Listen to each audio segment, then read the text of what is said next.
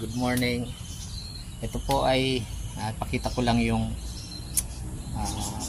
tanim ko na ubas dito sa terrace namin dito sa baba. Iba yung nasa taas na tanim. Ito ay nandito lang ito sa baba. Ayan.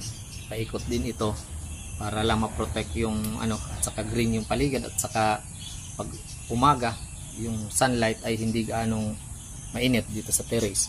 So ito po ay nag foundation pruning ako kasi hindi uniform at saka hindi maganda yung paka-establish ng kanyang unang mga fruiting canes. So paano ba ginagawa ang foundation pruning? Ang foundation pruning po, yung dati niyang mga canes na unang pinatubo natin ay kinakat back sa 1 to 2 nodes. Ayan, kung mapapansin po ninyo, ito nga pinutol ko siya sagad.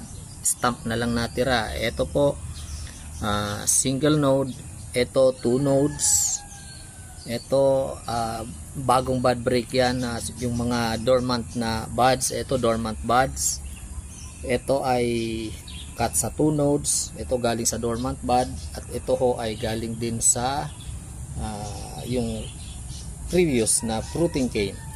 So yan po ang kinalabasan na niyan. Yan, tumubo sila halos sabay-sabay na yung pagtubo at saka magaganda. Ngayon ito po, after about 4 months, ito na po ang ipopruning natin. Ito na ang papabungahin kasi yung previous na mga fruiting canes ay hindi gaanong maganda.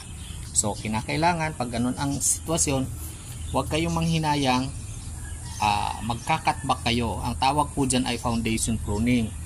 So pinuputol natin uli sa 1 to 2 buds, and then yung mga dormant na buds ay nilalagyan natin ng Dormex para magising sila at sumabay na sa pagtubo ng bagong shoots.